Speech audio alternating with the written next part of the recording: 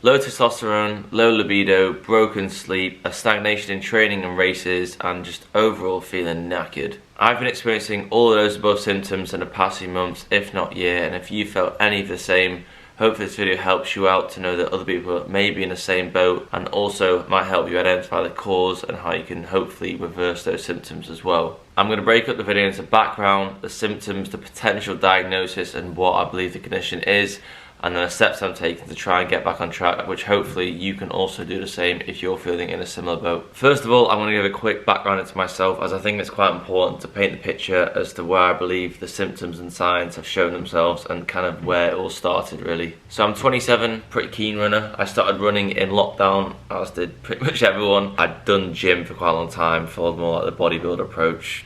Probably looking at me thinking, doesn't look like that. I was doing that in my teenage years, trying to pump up, put on muscle, look good, as every teenager wants to do. Lockdown happened, just ended up doing, like I say, push-ups, pull-ups in my garage. I was just sick of it. Started doing a run, I think it was that like run 5k, nominate 5k, donate, I can't remember what it's called. And then that transition of kind of going to the gym, not really enjoying it, not seeing much progress, then swapping to something where you feel incredible, start to see loads of progress with the running. It's just a bit of it's an easy switch, it's a no-brainer. I went to work as an accountant in London. During my first year, I got offered to do London Marathon with Marie Curie. Invested so much time into the marathon block. I think I did like a 4 or 5 month training period for it, and then I was hooked. Like, the day couldn't have gone any better.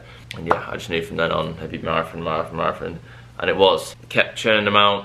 Did London another time, did Berlin Marathon. In 2024, I set myself the goal of trying to run under a sub 2:30 marathon at London, and put so much effort into this block. It was the biggest block I'd ever done in terms of mileage, training. I started posting quite a lot of content about it as well.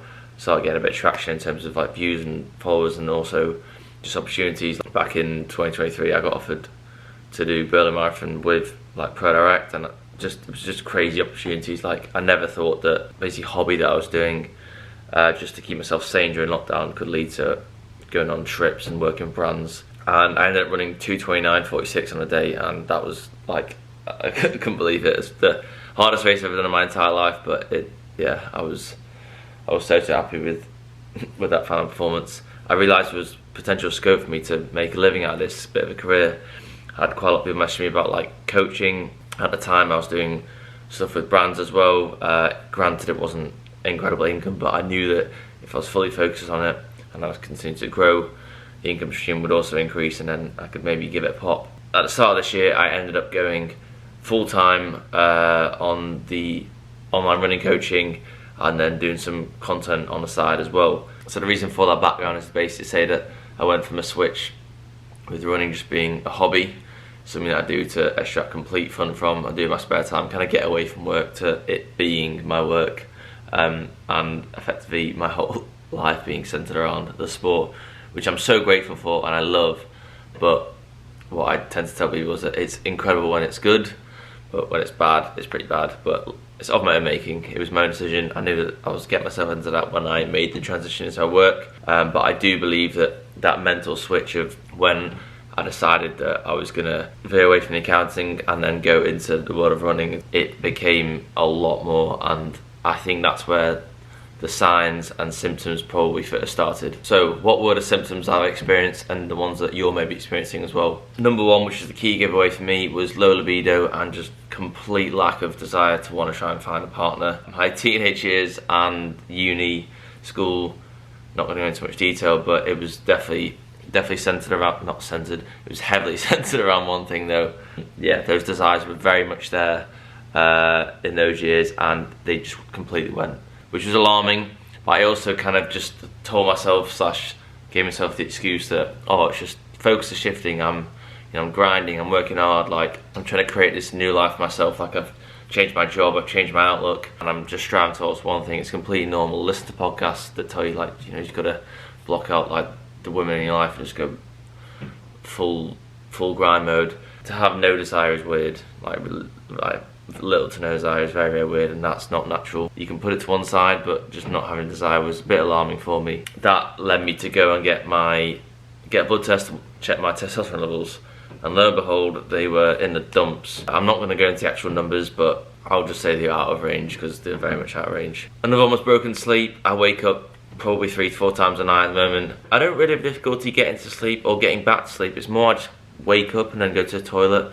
I always wake up and I'm not tired, and I'm never tired in the day unless I've literally hardly slept because of travel or something like that. But I just know that waking up 3 or 4 times a night that's not optimal. Another big factor was a stagnation in my training and races. I've done a few races now that I've effectively run slower than I did a year ago, or just felt absolutely garbage in them. I did the London Winter 10K in February. I was honestly dreading the race for so long. A whole week before I was like, I really don't want to do this. And then I remember being on the start line. Scared is probably not the right term, but I was like, this is just going to be horrible. And shock, I ran a 34th, I think 13, and I ran that exact same race the year before in 33:20, so a good minute slower. And it was so much harder, and I remember finishing up thinking like this isn't right. So the input I was putting in just didn't seem to correlate to like the times improving over like months and months with the amount of training I was putting in. That wasn't adding up, so that was another big factor. And then the final obvious one was just feeling like garbage basically all the time, especially after like a bigger session. It's not tired like sleep time, it's just fatigue. Everything I was doing just felt like a slog, and some of that stuff was just things that I should be enjoying. Another one that I want to touch on is just like not wanting to be social. I really struggle with this. I kind of put down the fact of me not wanting to be social, that I was just locked in on the training, a bit like say with the creating a new life for yourself, like grinding out, but I was just knackered. I'd sometimes resent going to the social situations because I wouldn't get like good sleep or whatever, but I was just in a hole. I'll be completely honest, I was just digging myself a hole. And when you add them all up, I'm just sat there thinking, what am I doing this for? Like, I'm avoiding situations that are good, meeting a partner, social situations. These are things that elicit good emotions and people do because they are fun, and I don't want to do them. Something's wrong there, and that's when I kind of clock, right, I need to make a change, I need to do more digging into this. I want to improve, but I also want to live a genuine life that I'm happy with, not just constantly seeking a new time target that doesn't effectively mean anything to anyone else. I'm never going to go pro. I'm not even be close to pro. So I need to think, right, what is actually important in life? I do think that because now my job and life is just so much more centered around running, I'm much more conscious or giving myself this self-inflicted pressure of just doing block, then race. And if the race goes well, sweet, let's do another block, let's build on this. And if it goes badly, I need to make up for another block. And I've been guilty of that. Happened in London both times. London went really well, went straight into another like 5k block. Let's get cracking, let's bring those times down. Because in my head I'm like, faster times equals more exposure, better content, more clients, that type of stuff. This is all in my head and it's all garbage, but this is what I'm thinking at the time. And then London goes badly, right, I need to make up for that. I need to do a big 5k block, and I'm just not giving my body time to rest really. That's definitely one of the big reasons as to where this is all coming from, just constantly just doing too much. That's basically as simple as that. Thirdly, a diagnosis. What do I believe it is? I do want to say that this is not a confirmed diagnosis. This is just me doing research, listening to other people openly speak about their symptoms and connecting the dots with what it is. And in my opinion, from my own research and speaking to other people, I believe that this may be Red S. Red S is relative energy deficiency in sport. I'll be honest, I've seen this term quite a bit. I saw lots of females openly speak about it, and I saw a couple of males speak about it, but I'll be honest, I ignored it because A, the main symptoms are losing your period, which I obviously didn't have, losing a lot of weight kind of in a short period of time, which I've lost a bit of weight, but I don't think there's anything like that major. And then thirdly, bone stress injuries, which touch wood, I've never had. So I saw it and I was like, well, I don't have any of them, so I definitely don't have that. Recently, I've seen more males and triathletes openly speak about this. Lionel Sanders did a great video, which I'll link below.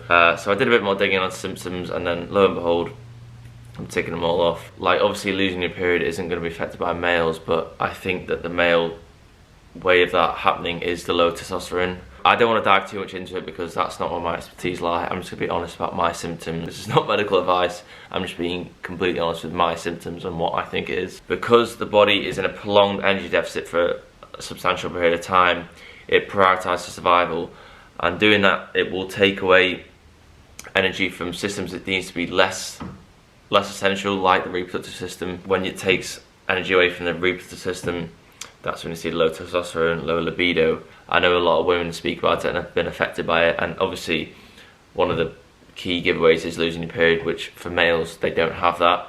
And then like low testosterone, unless you get tested, you wouldn't really know the value.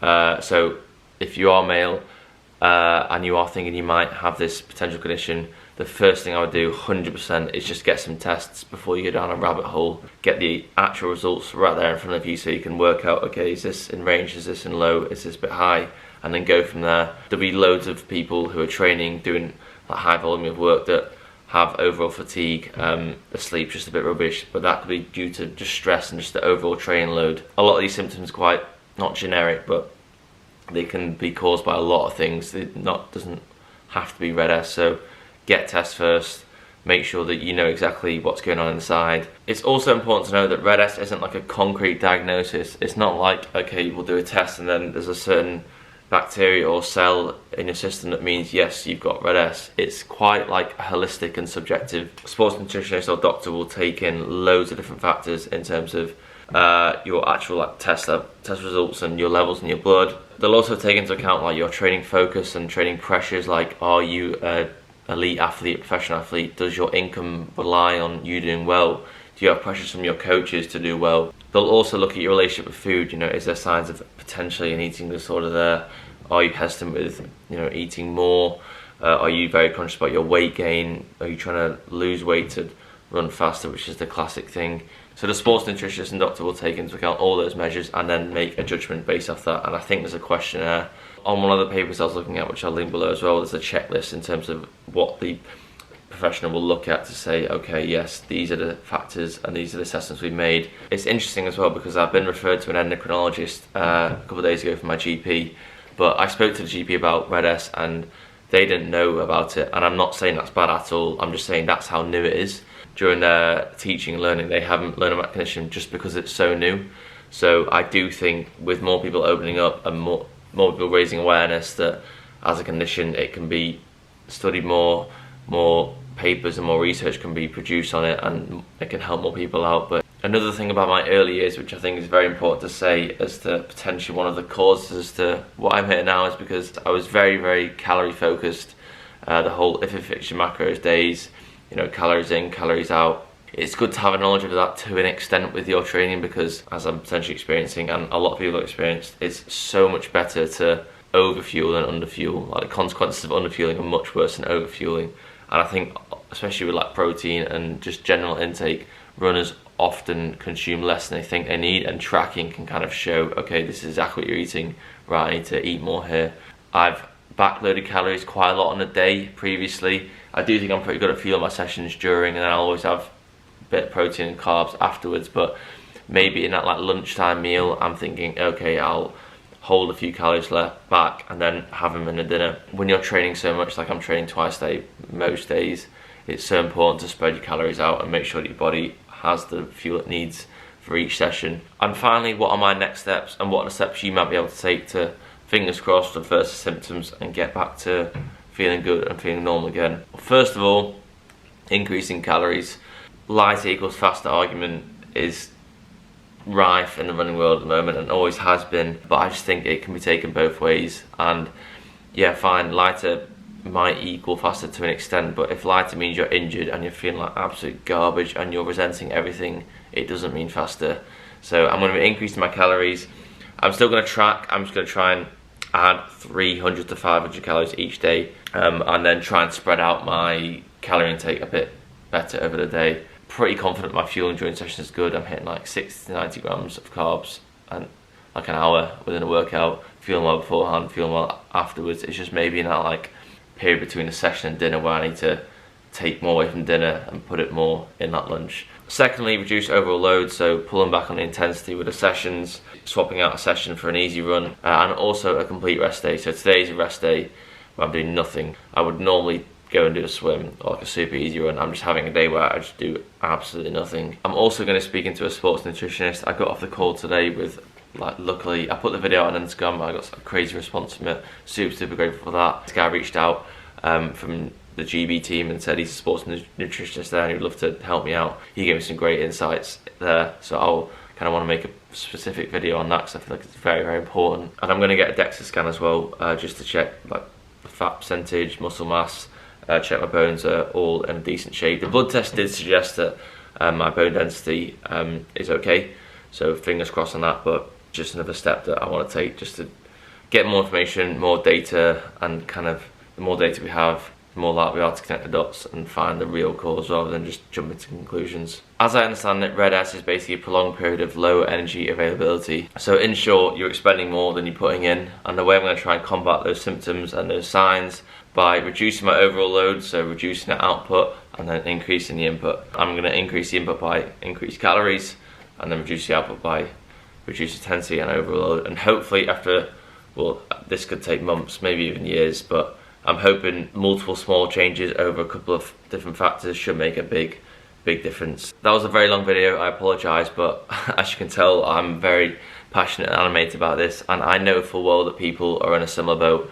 You might not have all the symptoms and you might not have the symptoms to the same extent, but I did a video on Instagram speaking about it and the reaction I got was crazy. I had so many people message me saying, mate, I'm in exactly the same boat here. If this video helps that, then it's a win. And like I say, if you are experiencing stuff like this, first of all, just get those tests.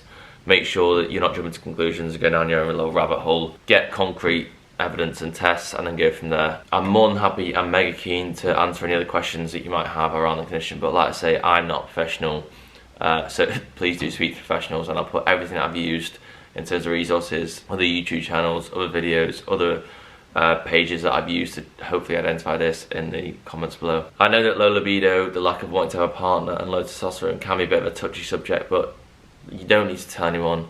You can just get these tests in a confidential way, see what they say, and then just speak to people that you trust and want to speak to. Like, you don't have to go talking to the camera like myself. You don't need to go and tell your mates. When you go to the doctors, it's completely confidential. I know it could be a bit worrying and a bit of tough to talk about, but you can do it behind the scenes. You don't have to go telling everyone, and you can do it exactly the way that you feel most comfortable doing it, and I would advocate that as well. Hopefully with some right decisions and consistency, taking a long-term game, it can improve for me and you. So if you got this far, thank you very much for watching, and I hope you're in a good spot. And yeah, like I say, any questions at all, drop them below, and I'll speak soon.